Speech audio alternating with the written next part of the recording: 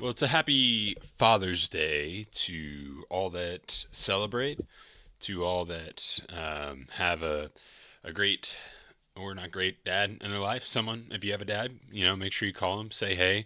I'm assuming you're probably listening to this the day after Father's Day, but we're recording on Father's Day. And so just want to wish a happy Father's Day to all the dads that are out there. Your hard work, your sacrifice, everything you do, it's seen, it's valued, and you are appreciated, whether or not your kids tell you that, whether they want to or aren't able to. We'll tell you that. So, welcome to the Rocky Top Rundown. My name is Alec, and with me, as always, is Mr. Logan Thompson. Logan, how are we doing? Not too bad. You know, watching a little World Cup action, working on some different stuff, trying to get my weight set outside cleaned up, de-rusted because it's gotten rained on. While we figure out a way to keep it clean. So a lot of just little random stuff before I head to the Middle Tennessee area tomorrow to get my sisters moved into their new house. So we stay busy over here in the east side of the state. Hey, I mean, middle part of the state where I'm at hasn't been busy at all. To be honest, it's been pretty chill, which is perfectly fine. My parents were in town, and able to hand them the newborn and say, "You go have fun," and that was pretty nice over the weekend. So, but Logan, speaking of family and fathers and daddies, I thought we thought that it would be good to discuss who all of Tennessee's children are and who should call Tennessee daddy, along with discussing the top five uh, Tennessee jerseys across the entire athletic program during the Nike era, as it is set to come to a close in less than 10 days or 10 That's days. what that's what I was going to ask. We didn't clarify if it was the Nike era or not. I assumed it was Yes, when Nike we were era. talking about this. Yeah, But yeah, okay. I know it's a sad day because anybody who knows me knows I'm about as anti Adidas as you can be. yeah, I just don't like Adidas in general. I do not wear Adidas. And I'm also a big believer. I'm pretty chill about a lot of things, but I'm also a brand snob. So I'm a big believer in not crossing your brands. So you will never catch me in like an Adidas shirt and a Nike pair of shorts or something. I don't I don't roll like that. So I'm very disappointed that the Nike era is coming to an end from a selfish personal perspective. yeah, Uh, from an athletics perspective and money perspective, it's great. It's a great thing. 100%. But yeah, 100%. so I've been stocking up on Nike gear and I'm going to make this ride as long as I possibly can. Yeah.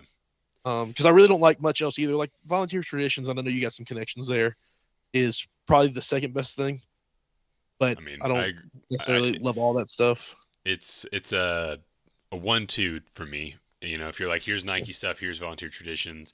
Until Mason gives me reason to say otherwise, I'll say they are 1-2 and interchangeable. Yeah. I will wear both and be just as comfortable. Now, I will say Well, for you don't get sideline gear with volunteer traditions though, and I'm a big no sideline gear that guy. and that's fair. That's fair. But I do like, and this is not an ad for volunteer traditions, but as a bigger guy, as a 6'6" guy, and I assume you would appreciate this as well. I appreciate how the polos at least tend to fit from volunteer traditions because they are much longer than what some of the Nike polos are like, and I just hate when stuff rides up for no reason. And when you have a long torso, and because you're tall, it's part of it. So, but Logan, let's focus on Tennessee's family, on Tennessee's kids.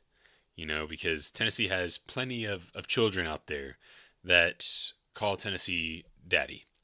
And, I'm very excited. I think this is going to be a fun conversation. So I just, like I texted you as we were talking, this is not a necessarily a ranking, but rather a group of Tennessee's children. And so, I think that also helps because there's a good chance we have the same answers and for some of this. But I think I've got 6 or 7 of these. So, we'll see what you've got. So, we'll go back and forth here. But Logan, who calls Tennessee daddy? Um, in football, uh, I think the University of Memphis absolutely does. They've only won one time. in the history of football. It was unfortunately the year that Peyton played, so that's kind of a bummer. A Manning, this is a little off topic, but a Manning has never actually beaten the University of Memphis. University of Memphis is 3-0 against the Manning family. Yeah, I was gonna say, didn't Eli lose twice? Eli was 0-2 at Ole Miss, so it's very interesting random stat. But yeah, I would have to say the University of Memphis is most certainly calling Tennessee daddy because mostly we just care about football, right? And in basketball, Tennessee's had pretty good success against them in basketball too. True. So Yeah, yeah, and that's my number one for sure. I didn't. I went to put Memphis, and then I went to put Vanderbilt, and I was like, you know what? Neither one of them really deserve, because like to me, they're not even like children. It's they both have more little brother energy, which I don't know if that's an upgrade or a downgrade, but I just put Tennessee schools in general. There's not a single school within the state limits of Tennessee that holds a candle to Tennessee athletics. And Memphis has tried. Vanderbilt has tried. I mean, I don't even think UTC or UT Martin have tried. But You know, overall, historically, any school that is within the state limits of Tennessee, they call Tennessee daddy, and honestly, that's how it should be. You know, you would not want it to. You would not want to be in the situation that maybe some of the other states are in, where you have a main competitor and things like that. So, uh, well, my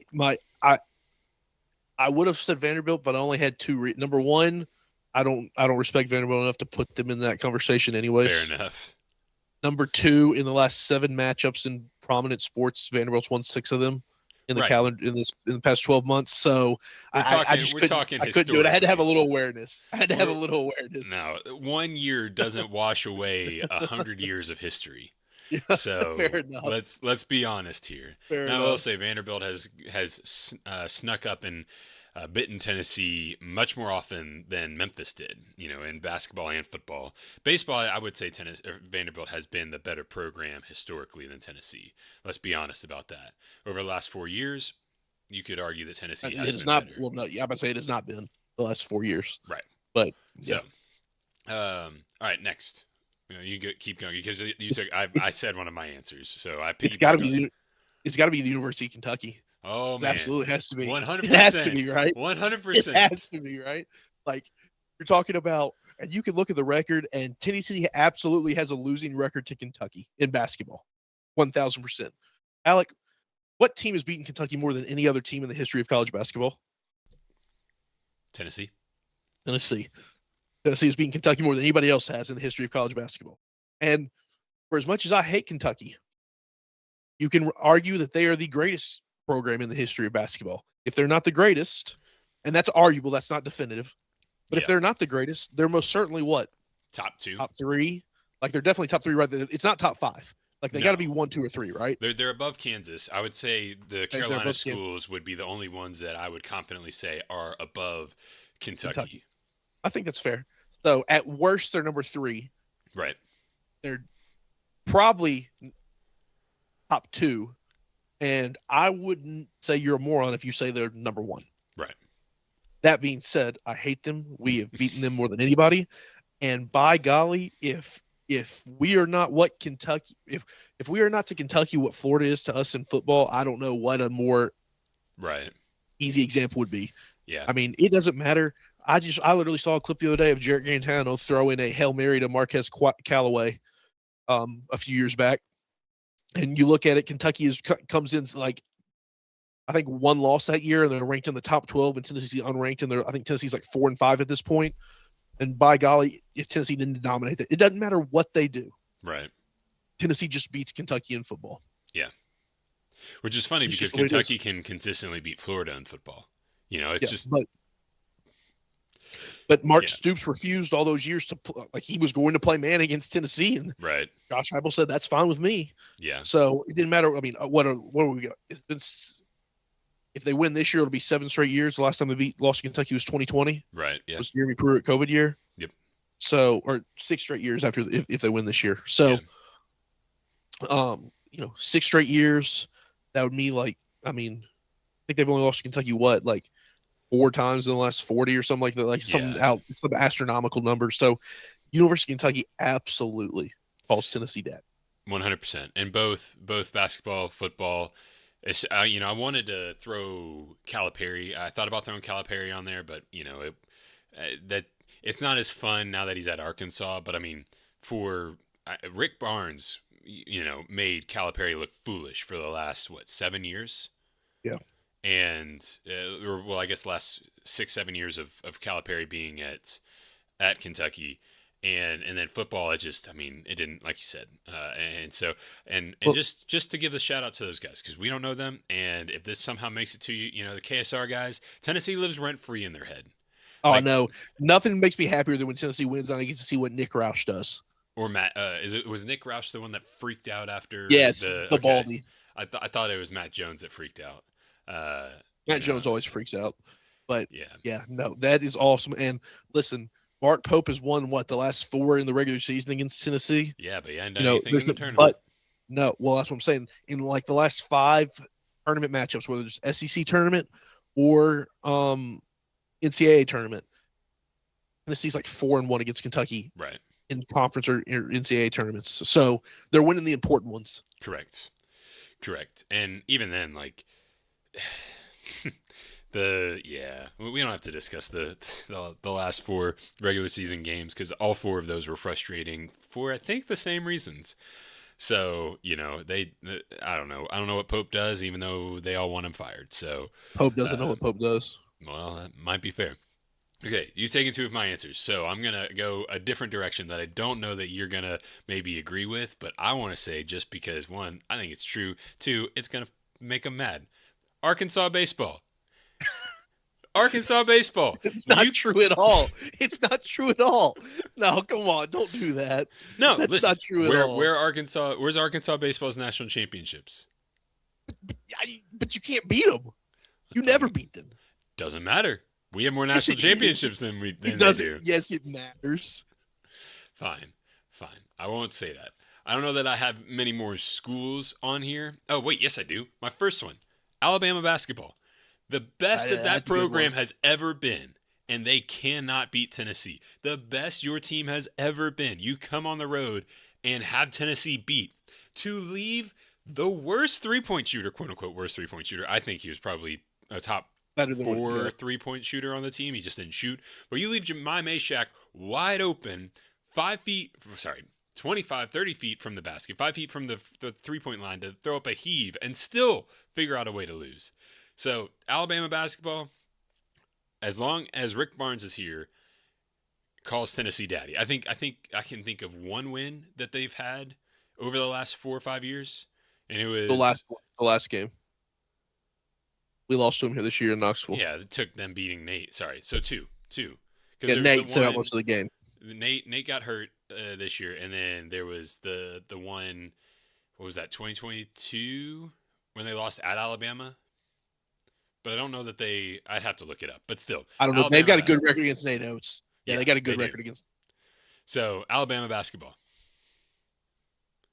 Good one. What you got next? That's a good one. Well, let's see. So we're not doing that. I'm trying to think. I just blanked on who I had next. Let's see. What do we say? Memphis. We said Kentucky, which is the important one. There's an obvious one, and I'm missing it. Oh, even though they ended our playoff drought in the history of athletics, South Carolina. Mm. Tennessee is South Carolina's daddy. I thought about In putting football, they give it to them. In basketball, they pretty much give it to them. In baseball, South Carolina haven't been good in baseball in a long time. Like, can you imagine how bad it is to be a South Carolina fan this year? They had losing records in every major sport this year, outside of women's basketball, and no slight on women's basketball. I keep up with it a little bit and stuff. Like, that's the fourth of the four major sports. Like, it just is. Correct. And so, which is better than me and not good at any of them. But I mean, yeah. Right. But I mean, yeah. think about it. South Carolina, like, you had to cheat to win in 2022. Yep. Came into the House of Horrors in 2023. Then you were off the schedule for a couple of years. But before that, I mean, even when it's kind of like, it's not to near the same level as Kentucky, but even when South Carolina had some of their best teams, like Tennessee went to Columbia and won, and then Tennessee went to or South Carolina came to Knoxville when they were ranked like top 10, Yeah. and in I think it was 2014, and Tennessee kicked the field goal to win it, or 2013. 2013 was my freshman year of college, so it's like South Carolina, Tennessee's definitely your daddy. Yeah. No, 100%. All right, so the next couple I have are not necessarily schools or teams, but just things in general. I personally, I'm going to put the NCAA. Tennessee in the court system and all of that, when it comes to the NCAA as a whole, has kind of whipped up on the NCAA. It took a local judge who didn't want to That's where I be thought went first. who didn't want to be deemed a homer, essentially. The NCAA played to his pride and said, "Do you know how you are going to be viewed if you let Joey Aguilar have another year?" Which is, I mean, I guess it's fair, but literally, the NCAA got lucky against Tennessee there. In every other situation, the NCAA has tried to put Tennessee down, and Tennessee has done nothing but prevail. The NCAA had all of these stipulations against Tennessee when Heupel came in. All Heupel has done is won.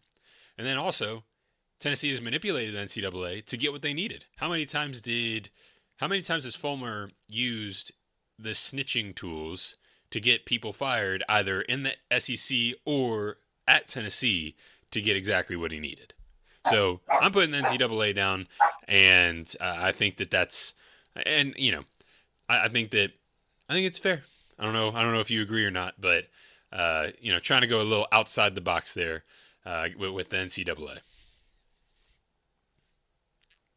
Sorry, my dogs were barking. I had to get them taken care of. Yeah, I can see it. I mean, Tennessee like set precedents on a lot of things with the Jeremy Pruitt firing, how they kind of responded to that, and um, like the Joey Aguilar case was obviously a bummer, but with Nico, they kind of changed the tone with Nico when they did all this stuff with him and did everything out front legally and everything. So yeah, no, I mean, I can obviously see the argument for that.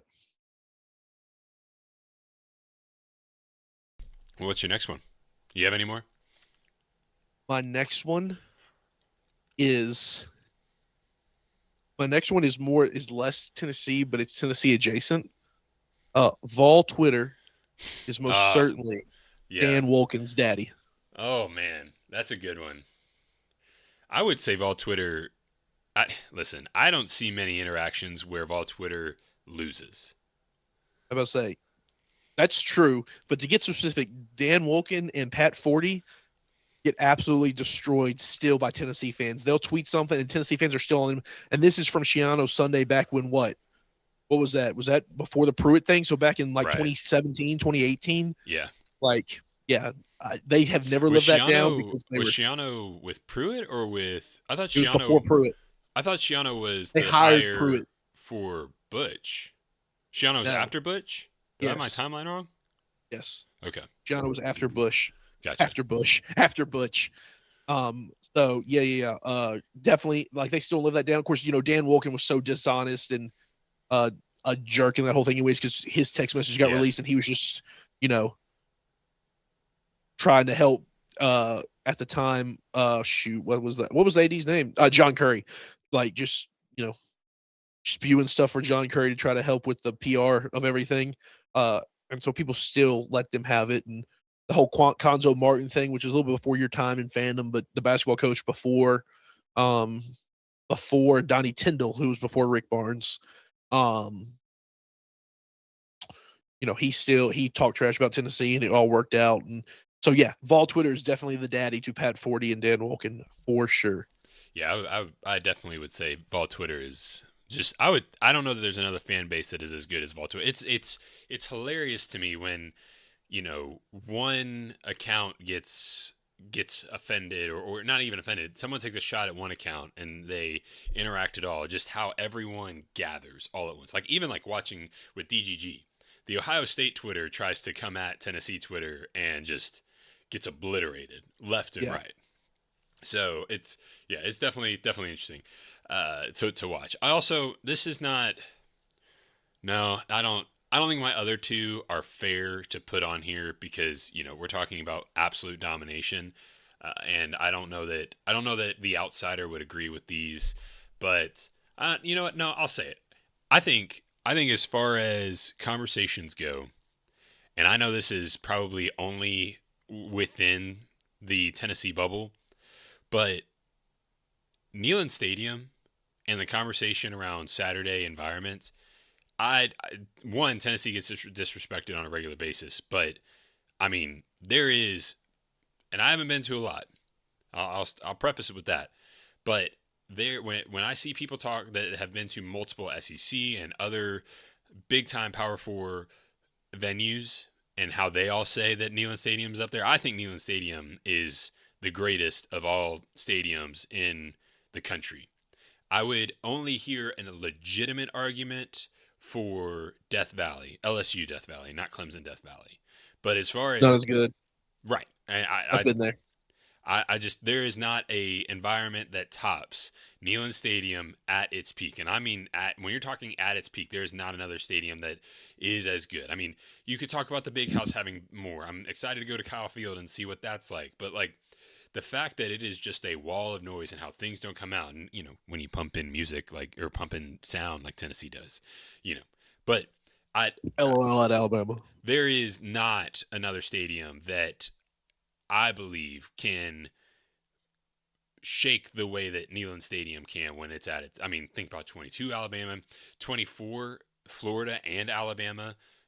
When Dylan Sampson, even before that, when they were goal line stand, when oh god, yeah, no, when they were backed up. Anyways, I need to stay focused. I think Neyland Stadium is every other stadium's daddy. I don't think there is a stadium that touches it in the country. I mean, I would agree with that, and I don't think that's homerism because Josh Pate would agree. Kirk Herbstreit says it's up there for sure. You know, I'm not convinced Josh Pate's not a closet Tennessee fan. I know he you lives may be here, right. but Maybe right. Tom Hart is a big time advocate for Neyland Stadium. So Cole Kublik, yeah, Brady Quinn has come out and said about how the football was shaky when Notre Dame came here back in 06. yeah. So yeah, absolutely. I think that's a fair point. All right, you got any more? Nope, I'm done. I got mine. All right. Well, if you've enjoyed this conversation, please leave a like. Make sure you have subscribed, you've shared, you leave a review, all of the things. It costs you nothing but a couple seconds of your time, helps us tremendously, and we're just having fun. The whole goal of this is to have conversations, build a community, and have a good time. And I'll be honest, if you're not following us on socials, you'll get to see all of this again. And I can't wait to see what the comments are around this video when I clip it together. And I'm probably not going to give any explanation for any of them. I don't know that I'll leave Arkansas on there because I think you're right, but I kind of want to do it just to piss people off. So we'll see. Shout out to Sullen Surf who takes on Arkansas fans every 5 seconds. But anyways, Logan, the Nike era is coming to an end, as we discussed. I believe the official date is July 2nd. I don't think it's the 1st. I think it's the 2nd. But I don't remember. But still, we are less than 2 weeks away from the Adidas era starting back again for Tennessee athletics. And if you missed it way back in that conversation, it's reported that Tennessee is going to get about $20 million a year in this deal with Adidas, and they are going to be the premier school for Adidas in the South. I think Penn State's probably going to take that mantle up north, which is perfectly fine. Penn State doesn't do anything with their uniforms anyways. So I'm very excited to see what Adidas does. Tennessee will maintain all creative control over the uniforms, which I think is the most important part because Adidas puts out some hot turds every once in a while with some of the uniform concepts that they throw out there. Now, some of their baseball stuff is awesome. Some of the stuff I've seen with like Louisville, with I believe Mississippi State. Yeah, they're an Adidas school. Like there's some cool stuff there. Obviously, basketball. I think that's a spot where it could turn into something really cool. So, anyways, with that, Logan, we would do a disservice to not talk about some of the greatest jerseys / uniforms that Nike has created with Tennessee over the last 10 plus years. 11 years? Is it started in 2014?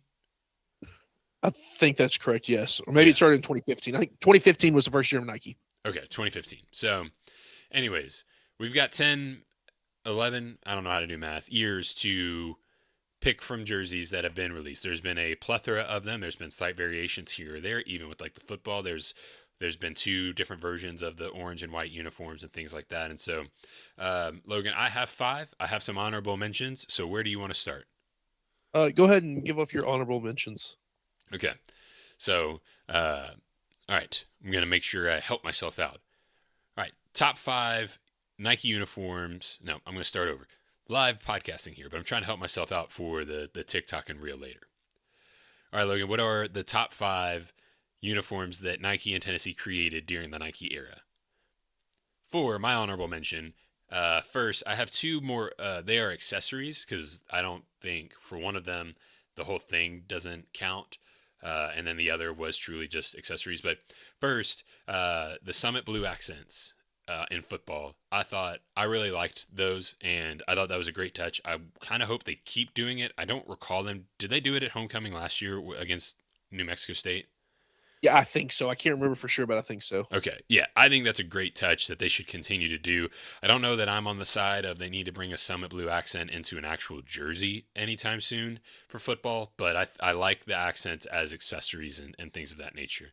And then the other accessory that I didn't think the jersey warranted anything, but the smoky gray football helmets I think are absolutely incredible. I love the detail on them. Looking at them up close when we were at the athletic sale made me appreciate them even more. I don't know that the smoky gray football jerseys as a whole, they were not going to make my top five, but the helmet definitely deserved a shout out. And then two other jerseys that are in my honorable mention. The Tennessee baseball pinstripe jersey was in my top five, and then I moved it around once I realized I was missing something. But that was really hard to keep out of the top five. But the white with the black pinstripes with black outline Tennessee power tee, I thought those were really clean. And then or not number, but the other honorable mention that honestly probably should have just said it belongs in the top five, but it doesn't need to take a spot in the top five. It's just understood. Are the football uniforms, the orange and white uniforms, like they are clean, but I did not put them in my top five just because they are, and this is why I knew you'd hate it. Um, but I think they're great. I think the biggest thing that the jump from Adidas to Nike was that the oranges matched across all three pieces from pants to jersey to helmet, and I really appreciated that. I'm But gonna pass out. I knew you would hate that. But it when I'm looking at uniforms and jerseys, I'm like, all right, well, You are what not a traditionalist at all. There's not a traditional bone in your body. I mean, we have discussed that before. I think they're great. I think that You're wearing one. well, yeah. Go ahead. Just go. No, well, I Go. mean, No, just go. I think that Nike got the basics down. Tennessee and Nike got the basics down super well, which allowed them to do other things even better. And those other things, I think, are what landed in my top five. So, anyways, all right, Logan, start with your number five. Well, I mean, I've got an honorable mention. Oh, okay, well, go ahead. My two honorable mentions are two base. Are I actually have three. I'm sorry. Uh, the this year's cream Tennessee jersey with the interlocking block UT on the sleeve. I really like those, especially when they mixed them with the dark mode hats and stuff. I thought that was a super clean look. I really liked it. Um, my other one is the smoky gray, not this year's smoky grays, but the old smoky gray baseball jerseys that had Tennessee across the chest. Really great. I'm a huge smoky gray guy. If I never saw another dark mode jersey again and they just did smoky grays, I'd be fine with that. I think the smoky gray is way better than the dark mode. So that one, and then my last honorable mention is dark mode basketball. Okay. Just a cool look. The block, the vol. I mean, it's basically the baseball uniform with Yeah. in basketball. Yeah. But those are for sure my three honorable mentions: two baseballs and the basketball. No, for sure. All right, start with number five. You go first. Number five for me. Um, Number five for me would have to be. Hang on, I got to make sure I got this right.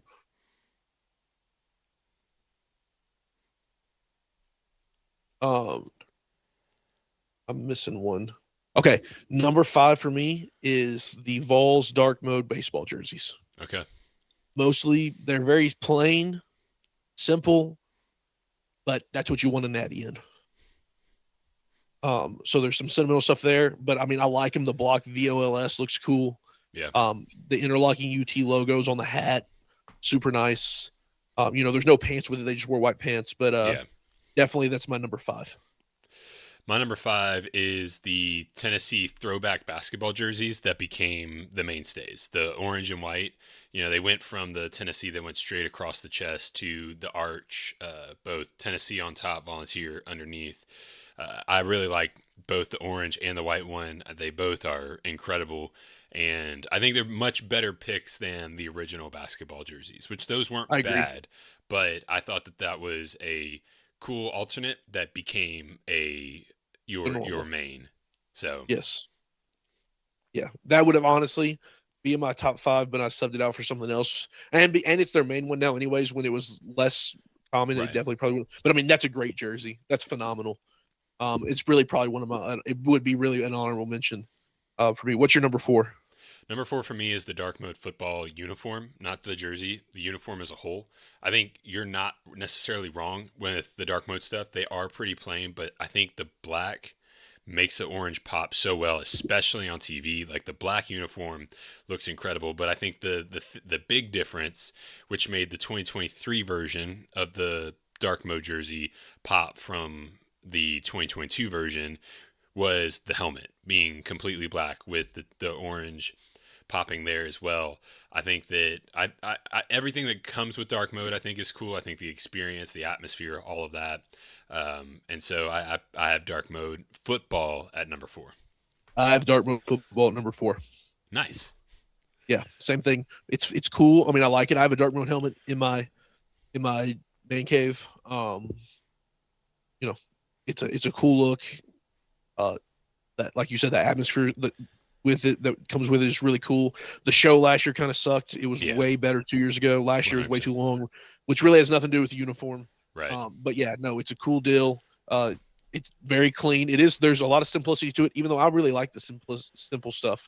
Right. Um, but yeah, no, Dartmouth number four for me because I mean it is. It's a cool look. It's one uniform of the year. So yeah, that's my number four. I really hope Adidas doesn't screw it up, which I don't think they will, based on other dark mode, other like black jerseys that they've made for like I think of like an A&M, where A&M's black jersey was super simple, almost too simple, but still looked really good, especially under the lights. Yeah. Number three for me is the Lady Vol softball pinstripe jersey. It's Cool. got the script Lady Vol on it in orange with it's white with the black pinstripe. Orange Lady Vol on it with the Summit Blue letter, or sorry, Summit Blue number on it, and I just think it's a clean look. It is, I think, a very unique look that only the softball team gets because basketball doesn't really do anything like that. Soccer doesn't do that. And I think it all around is a jersey that just doesn't get talked about enough. When I saw it this year, I was like, man, that is easily one of the top jerseys on the campus. That's a good one. That's a good one. My number three is the original. So 2016, 2015, right around that time period, the original smoky gray football uniforms. Okay. The helmet is sick with, like you were talking about earlier, with the Smoky Mountains in the background. I love I mean, everything about that jersey. Like all the Smoky Grays they've put out recently are just garbage. I've hated them all. Right. Um, Which is funny but that because the original one, 2022, which I guess the 2022 one is the same as the, it is. That is the same one. Yeah. yeah, Um, but it's the checkerboard down the side, the orange checkerboard down the side with the gray on the pants. Um, just that whole uniform. Plus, if you want to get like sentimental, they ended the Georgia streak in them, ended the Florida streak in them. They won the Music City Bowl in them.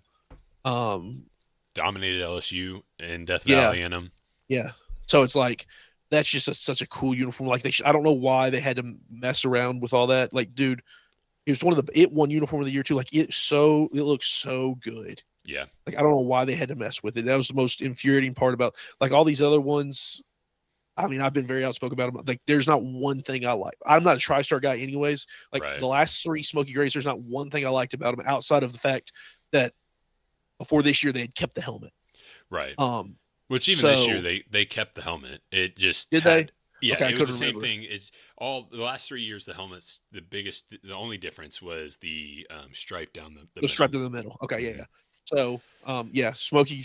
like that's probably my favorite non-traditional uniform of all time. Yeah, Is the which Smoky Gray football. this year's Smoky Gray, had they not gone two tone, if they had just if the pants had matched the top, I think this year's could have had a lot of potential. But because they went two tone, which I understand why they did the lighter gray, it just didn't look good.